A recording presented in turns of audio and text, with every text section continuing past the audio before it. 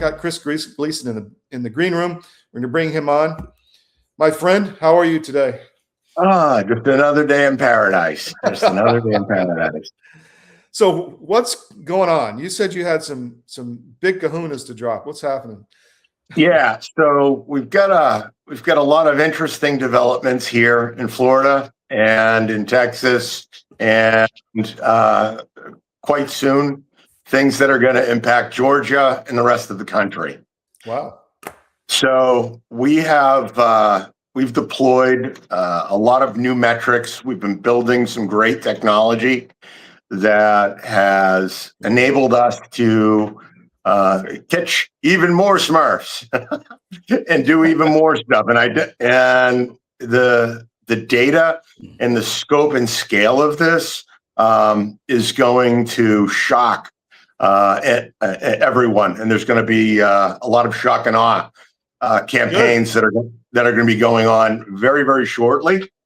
So there should be a big report and a series of complaints that are going to start dropping in the next 24 to 48 hours that are going to cause a lot of disruption in the money flow process. And that's a good thing. That's a really good thing. So we've talked about this for literally years on the show, all the Smurfing, and it's confusing. What has actually been done by DOJ or Congress to fight this illegal campaign finance money laundering, where it's identity theft, it's fraud, it's felony crime, organized crime? What has been done about this?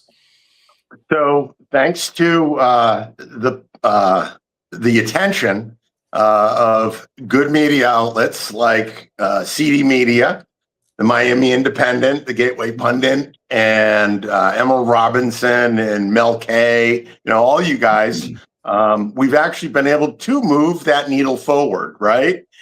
And that's a good thing.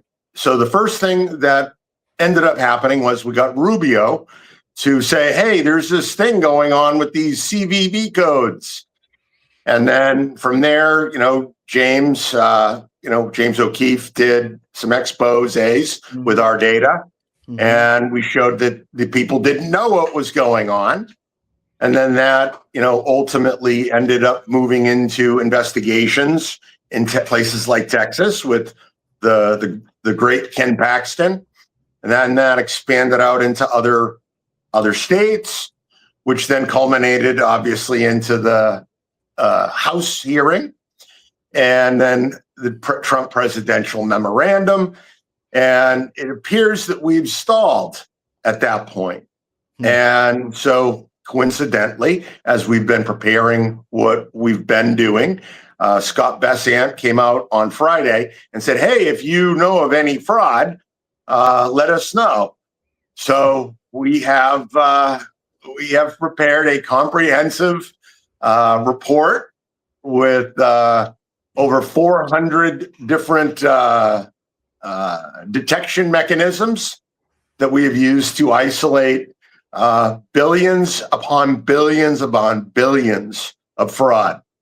Wow. So the US DOJ, the FBI, and various other federal agencies should very shortly have in their possession irrefutable and comprehensive documentation for the extent of the enterprise. And there's going to have to be some actions that are going to be immediately taken. So this is just for our audience sake, and I'll give you a recap. I mean, we found that both parties through Act Blue and WinRed have been smurfing, which is stealing identity or using the same identity to illegally launder billions of dollars into certain campaigns. And this has been Tom Cotton, it's been Lindsey Graham, it's been all the Democrat side, Ossoff, it's been Brian Kemp, am I right, in Georgia? Yeah. So it's across the board. So is that across the board nature maybe a reason why they don't want to deal with this? Yeah, that's for sure. Now, what I will say, Republicans have always been slow to adopt technology, but once they get it, and they do it well. And that is exactly what we can see has happened with the Smurfing operations. So, we have it targeted. We know, we know that a lot of this machine actually began in 2001. I was actually I wasn't shocked by it, but it made a lot of sense. And when you look at the flows of the money and the nonprofits and the 527s and all these groups, you can clearly see where that first beginning point was, just like what we did with Act Blue. So we know now, beyond any shadow of a doubt, that this operation started during the Kerry campaign. It was Kerry v. Bush. And that was when this really started. And it grew, and the players behind it moved on to various organizations. So now we have Act Blue, we have Democracy Engine, we have the Action Network. It's quite a nebulous web that it's truly sophisticated. They did a great job with the technology, but there are mistakes that get made, and we caught a lot of it. That's how you catch them, is the arrogance, right? And then the scale of it, where you can. So, is Ossoff somebody on your list? Oh, yeah. He's the number one. He's the number one guy right now in the country for the Senate campaigns. He is the number one recipient of the Smurfing, and we have him so dialed in. We have all of his Smurfs completely tracked, mapped. We have, he has a new scheme that they're running, and we have that mapped and identified. We have, the stuff that we've put together, it's so comprehensive. And it's, the beautiful thing about it, Todd, it's not my data. Yeah. It's the government's own data. Yeah. And so the government's own data shows that this is a massive RICO money laundering operation. And there are a lot of people involved, and a lot of people are making money. And that's why the Smurfing and the money laundering into the political campaigns has not, it's moved some, but essentially what we see, right, is that you have these people who are holding office currently. They've been selected and installed and financed by the system, right? They get up there and then they rail about what's going on, and they write some sternly worded letters, and then they call people. They have these committee meetings where nothing happens, okay? And that's where we're at right now. So that's why I announced recently that I'm running for the United States Senate in Florida against Ashley Moody, another person who likes to grandstand and say that they're doing something, but they really don't do anything. And so I'm running, and my entire campaign is about exposing what is really going on and holding those accountable who need to be held accountable.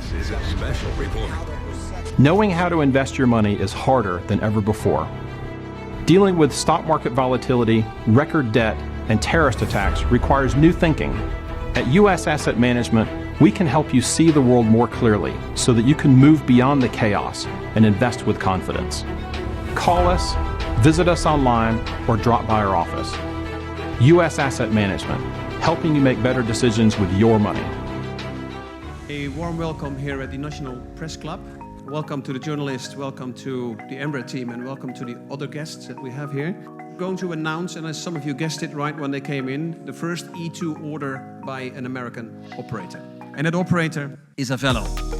We believe this is really a strategic shift to unlock profitability for the customer. I'm very pleased that we have Andrew Levy here as the CEO of Avello, and I'm very pleased to give the stage to share a little bit more about what Avello is going to do with the E2 195. Thank you very much. Couldn't be more excited to be here as part of this historic announcement. We have such a great cultural fit as companies, so we're very, very excited to be Embraer's newest customer. We launched our airline in April of 21, and our target is focusing on small secondary airports of large metro areas. We've carried over 8 million customers since we started on 63,000 flights. And we've done all these things with 1,200 of the greatest crew members I could ever imagine having, and many of them are here with me today. This is the right airplane for us. It's going to open up opportunities for us that no other aircraft can serve. The best thing about the airplane, of course, is you will not find a middle seat on this airplane. It doesn't exist. We won't have any to offer. It's going to be the best cabin in the United States, and we're so excited about that. This is going to elevate our experience to the highest level, and we think our customers are absolutely going to love the airplane.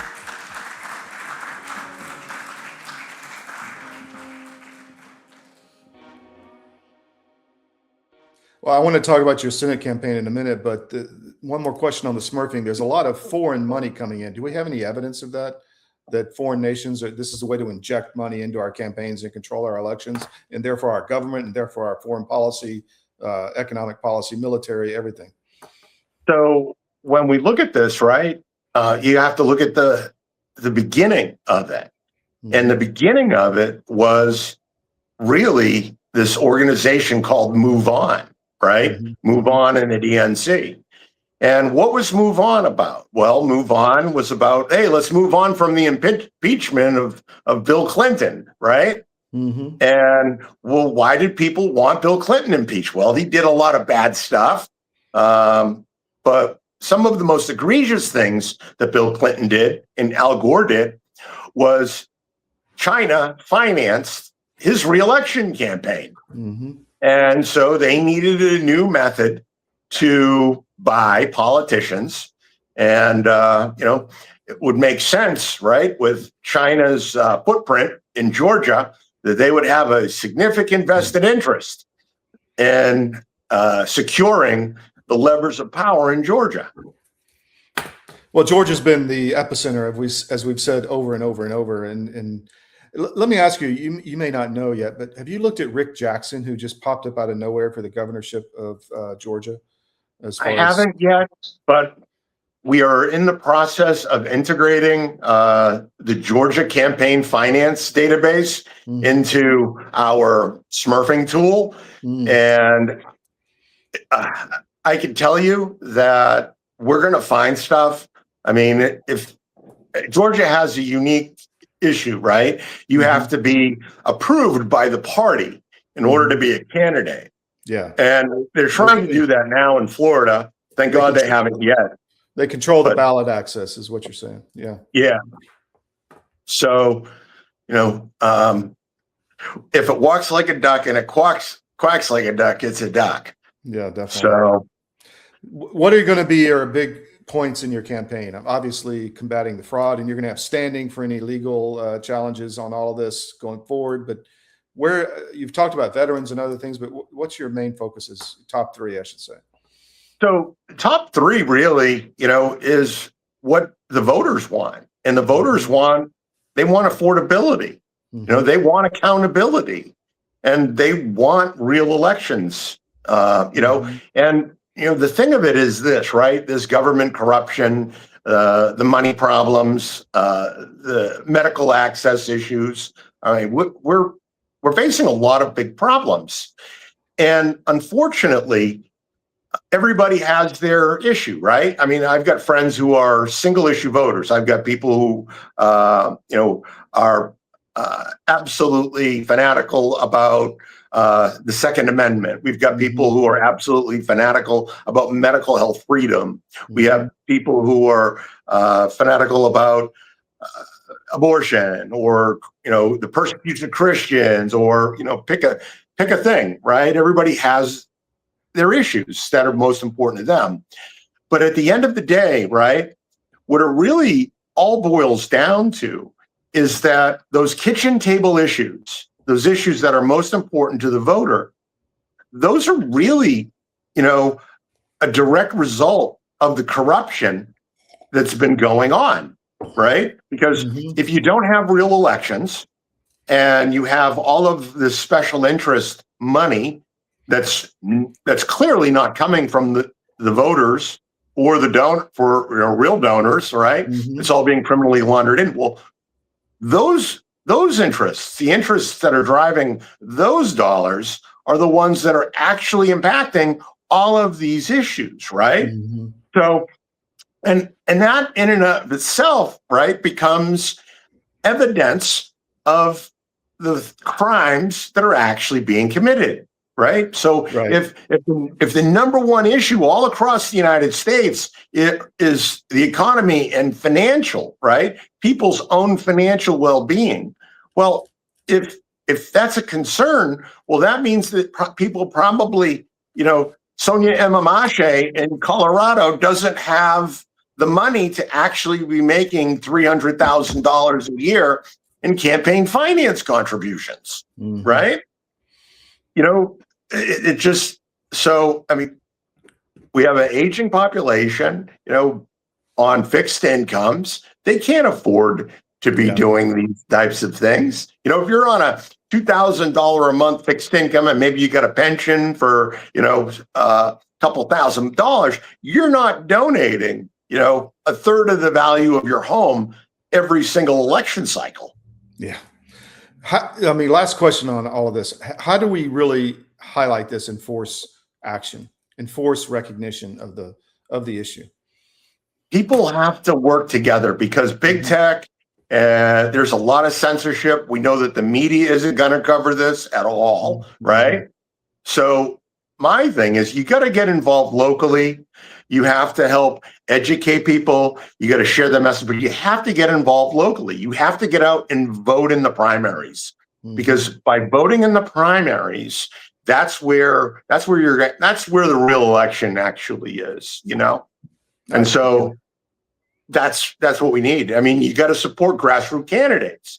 I mean, and you can't be afraid to run and get into the fight because, if we only have the corrupt and terrible people, right, running for office, we're only going to get corrupt and terrible things to happen. And so how do people support you? So you can go to voteforgleason.com and share that with your friends, your family, people all over the country, because, at the end of the day, we need good senators. We need good candidates. I'm working with some good candidates. I'm working with some good groups. I'm not backed by big pharma. I've said, I'm not going to take money from big pharma. And I've made several pledges to several of the medical health freedom organizations. And, we're going to do this and we're going to expose everything while we do it. Fantastic. We look forward to helping you in that effort, my friend. So thank you for coming on, Chris. Really appreciate it. Hey, thank you, Todd. Take care.